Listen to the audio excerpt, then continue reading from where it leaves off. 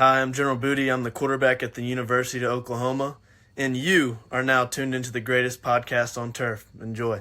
What is going on, you guys? Welcome back to this week's first full episode of the greatest podcast on turf. I'm Anthony. I'm Ryan. Today we are back with our Week 9 fantasy football stardom situms. Don't forget to like the video, subscribe to the channel if you guys are new. The teams on bye this week, you got Denver, Detroit, Jacksonville, and San Fran. It is currently Wednesday, November 1st when we're recording this, so questionable pops up. Guys get declared out. Obviously, act accordingly. Be sure to message us, and we will get back to you in a timely manner. To start us off at quarterback this week, Ryan's stardom quarterback of the week was ugly. It's Derek Carr going up against the Chicago Bears. The reason being, there was a span where Derek Carr this season was horrible. That's not saying much at all. It was probably because of the shoulder, and he shouldn't have played. We said that. We said that from jump. It is what it is. However, the past couple weeks, he's had 300 yards in the past 3 weeks. Past 4 weeks, 15, 17, 18 fantasy points. And now he's at home in the Dome. It's cold weather. He's going to be in the Dome. Playing against the Chicago Bears defense that really isn't too much. I know they just traded for Montez Sweat, and I should be a little bit nervous, but He said he ain't signing an extension yet. He's getting him back. Oh boy. I feel confident. I think the Saints team is kind of going to keep picking it up. Alvin Kamara's the RB1 since he came back. And he missed 4 weeks. Since he came back, he's RB1. Okay, my bad. Chris Olave, he is still a stud, even though he lets the ball hit his head and bounce off. Michael Thomas is still there. Shaheed has been balling. So He's just like, it's his stat. He went like 3 receptions for 153 yards last that's week. fantasy right there. That's a standard monster. So yeah, I fire up Derek Carr. I feel like he should get around 300 yards and 18 fantasy points again, which it's honestly not that bad, especially this week with all the bad quarterback play. Mm-hmm. Yeah, there's a lot of tight games this week. Fantasy, we're starting to see, especially with a lot of these bye weeks, it's the good quarterbacks are good. I'm not going to sit here and tell you to start Mahomes or Tua or not Herbert. I almost said sit him this week, honestly. Or like Jalen Hurts. But like this week, you got Trevor on bye, Detroit on bye. Brock Purdy's been a guy that a lot of people have started this week. And even Russell Wilson hasn't been playing awful this season. So that's 4 starters on bye pretty much. So I went with a different route here. I went with C.J. Stroud going up against the Tampa Bay Buccaneers this week. I know it's been rough. The past 2 weeks, he hasn't thrown over 200 yards. But the weeks before that, he was averaging about 290 a game. I think this is a good week for them to kind of get back, and especially for C.J. Stroud to get back. They're playing a Bucs defense that's been very hit or miss this season so far. We just saw them kind of get picked apart by Buffalo. Now, I know Buffalo and the Texans are 2 different entities, but Tampa's secondary hasn't looked good. Their line, Devin White, has kind of fallen off as of recent years. Levante David's getting older. The D-line's been okay, but I really think that the Texans this week, I think they're going to get back to passing the ball. I think that I'll touch on some of the receivers in a little bit, but this is a perfect week. Tampa Bay is giving up around, I think, 299 yards per game to quarterbacks in the passing game. So I think this is a good get-right game for C.J. Stroud to get back. Nico Collins, Tank Dell, Noah Brown, they're the guys there. Dalton Schultz could play this week. But yeah, I think C.J. Stroud can kind of get back to where he was at before the last couple weeks. So start C.J. Stroud this week if you need a quarterback. Jumping over to the sit-em side, this is one of those fringe guys that's just don't put him on any daily fantasy teams. If you have to start him, I get it. It's Geno Smith against Baltimore. I don't think he has a good game. Mm-hmm. It's at Baltimore, so his away games haven't been the best. He had a good game against Detroit, but against the Giants and Cincy, he struggled. Yep. And now he's playing against a Baltimore defense that's one of the best, if not the best, defenses in football.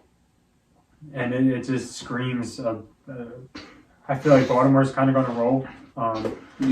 The Seahawks receivers are questionable. I wouldn't worry too much about that because they're kind of always questionable. I own Lockett and DK in fantasy, and those guys are questionable every single week.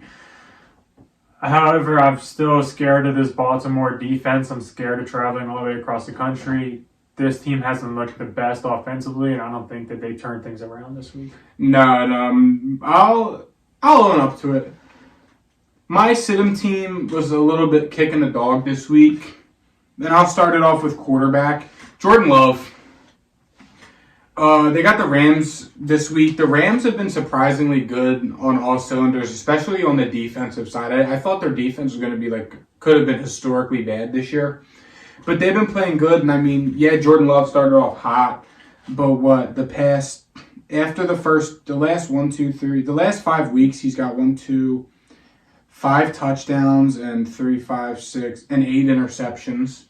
His playmakers have been really bad this season so far. Christian Watson missed some time with injuries, and he hasn't really been as explosive. Aaron Jones, I don't even know if he's fully healthy, and they're just playing him limited every week. They can't really catch.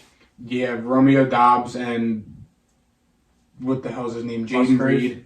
Musgrave. They've been inconsistent. The Packers' offense has just been inconsistent, and it doesn't help that Jordan Love has no protection from his O-line. So, I mean, against the Rams, yeah, on paper, it's a solid matchup, but the way the Rams have been playing, it doesn't look good for J. Love this week, so sit Jordan Love. Jumping to the starter running backs, first guy I'd like to mention is Gus Edwards going up against the Seattle Seahawks. Seattle's defense isn't the greatest against the run. I know they just brought in Leonard Williams. I'm not sure if he's going to play. I feel like there's no way that he plays. Yeah, I don't know. I mean, Leonard Williams gets in competition right away. I just haven't. It's hard to find out if those guys are going to play. Even if he does, I'm still starting Gus Edwards this week. Past 2 weeks, he has absolutely killed it in fantasy, and last week he had 20 touches. I feel like we can see something similar against Seattle this week. Seattle has a pretty decent secondary, and they get gashed in the run. And Baltimore now, I feel like, has more, respect for Gus Edwards, because we've all known Gus Edwards is an absolute stud, just running the ball. And I feel like the Ravens are going to start doing that more to help out Lamar and help out this offense. They've been rolling the past couple weeks, and I think that they continue to do that against Seattle. I feel like he's kind of a shoe-in at this point for 18 touches on a pretty good offense against a Seattle team that I'm not too worried about. So let's go ahead and start Gus Edwards this week. Want to know something funny? I had him in both of our leagues at one point. And dropped him? Attaboy. Yep. Starting running back this week, Ramondre Stevenson of the New England Patriots. It's simple as this. The O-line's getting healthier. Washington just traded away 2 of their best defensive linemen. It's that simple. They're throwing in backups out there. I know the interior is good, but Ramondre's going to get going. I know he's been very bad, but, I mean, the schedule's really starting to open up for him. We just saw DeAndre Swift turn up against him last week. I think he put up 15, 16 fantasy points. If you can get that from Ramondre, that's a win this week. I think that the Patriots are still going to continue to utilize him on offense. I know Zeke's there, but Ramondre is still seeing majority of the pass-catching reps. So I wouldn't worry about it. It's a good matchup for him this week. Pretty good game script as of right now. Patriots are favorites. Start Ramondre. Next up, starting the Browns running back room. I like it. Who would I be more confident starting in? I'd probably be more confident in Kareem Hunt. However, I think that there is success with both of them. They're playing against an Arizona team that isn't the best against the run, and it's a positive game script because, in theory, it shouldn't be that close. They're 8-point favorites, so that's evidence of what I'm saying. Kareem Hunt the past 3 weeks, 14, 15, 13 points, had a touchdown in every single one of those weeks. Yeah. He doesn't get the ball that much. You're really looking at about 13 attempts. However, they're very valuable attempts. And Jerome Ford, he is coming back from an ankle injury. And so last week he didn't do the best against Seattle. He's granted because he's coming back from an ankle injury. If he comes back again this week, look for him to get the ball more and look for him to be better with it. So I feel like you can start Jerome Ford and Kareem Hunt. They're not luxury starts, but I think they're flex starts. Yeah. Speaking of running back committee starts, I said start the Colts running backs this week against the Panthers.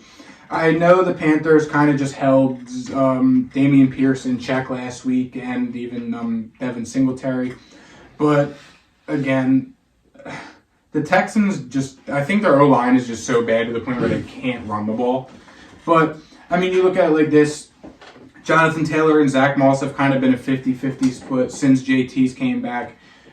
Zach Moss only had 1 less carry than Jonathan Taylor last week, and he's kind of been the passing back as well. I know it's tough just because Jonathan Taylor can kind of go off at any moment, but I mean, it's still looking like Zach Moss, even with Jonathan Taylor coming back and them kind of committing to him being the team's RB1. It's been pretty much a 50-50 split between the two. There's really only one bad week Zach Moss has had since Jonathan Taylor's been back, and it was in the shootout game versus Carolina. And he still had a catch and 18 carries.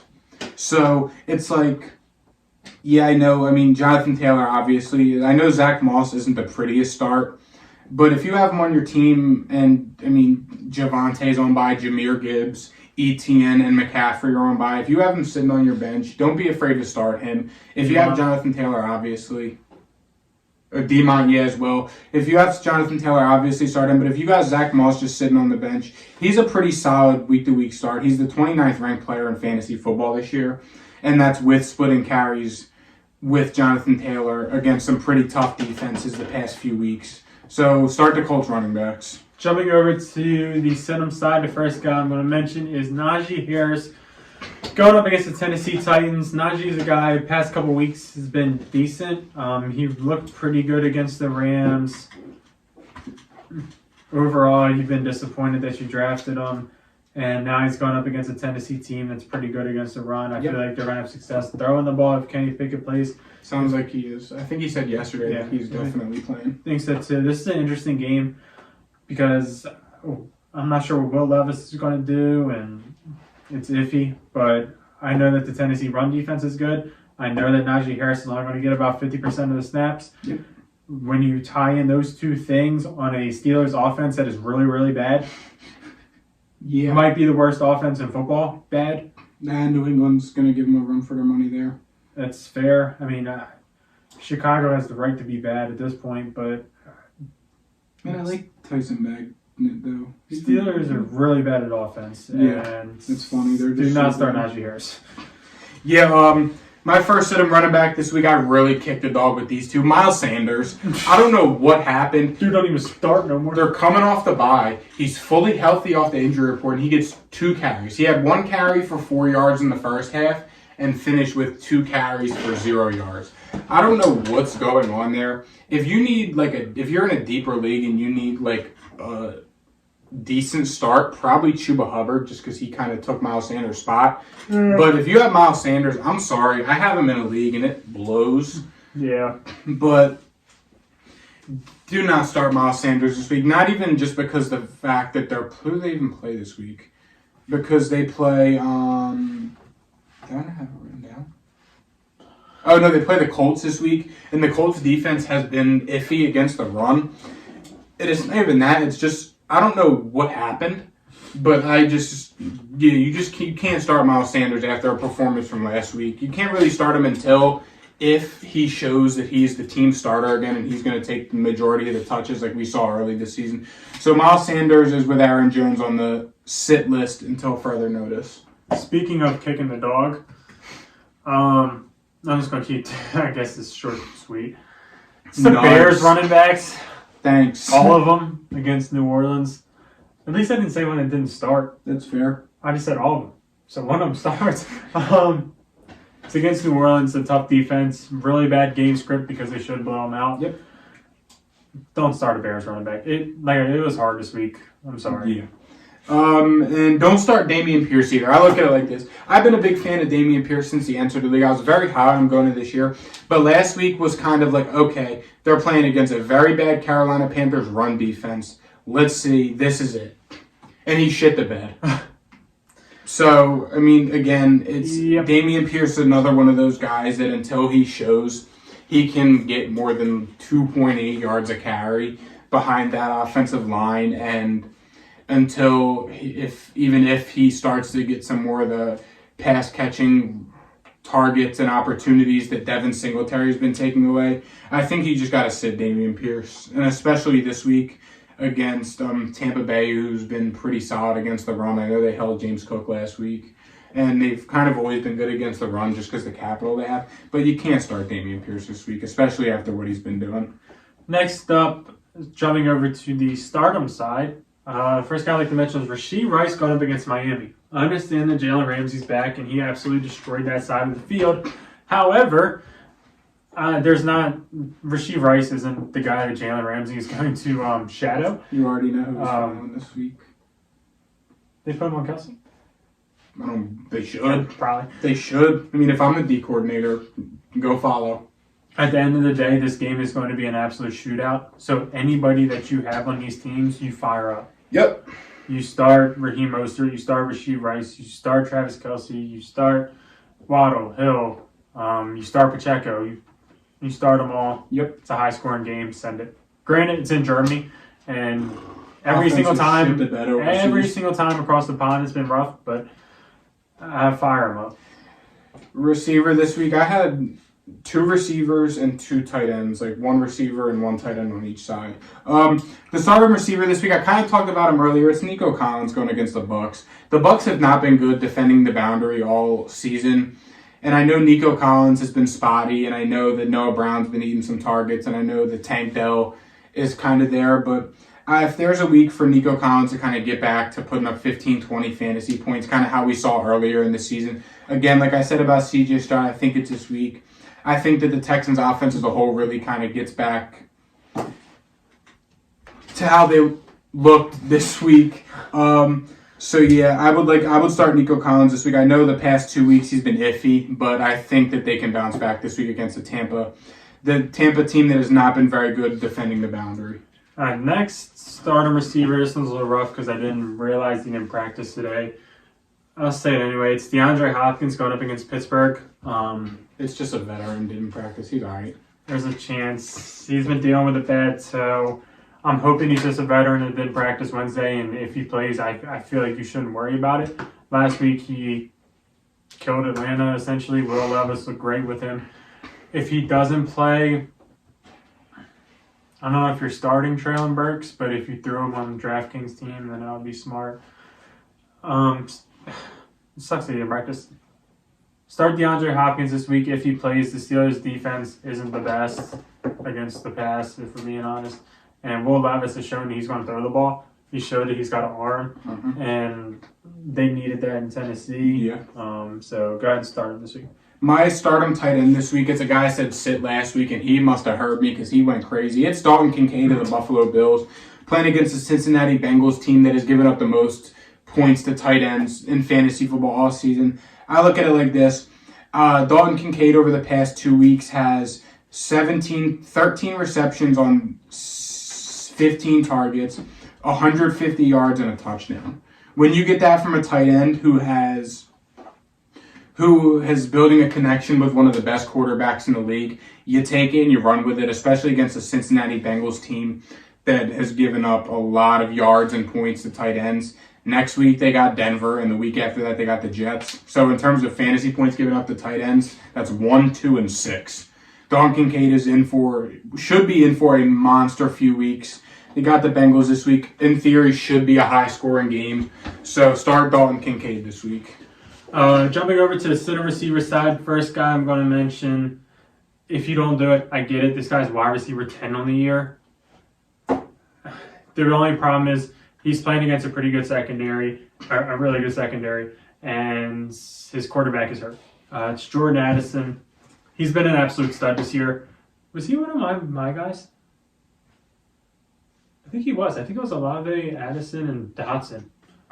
Yeah, you're right. He's been an absolute stud this year, and unfortunately, I'm not sure what the rest of the season's looking like. I know they have Dobbs. He's not playing this week. Honestly, when Dobbs comes back, I feel like you fire him back up confidently. But definitely don't put him on any daily fantasy teams. If you have to start him in season-long leagues, I get it. He's wide receiver 10 on the year. It might be getting too cute, but it's a tough matchup with a backup quarterback. You're also sitting Christian Watson this week of the Green Bay Packers.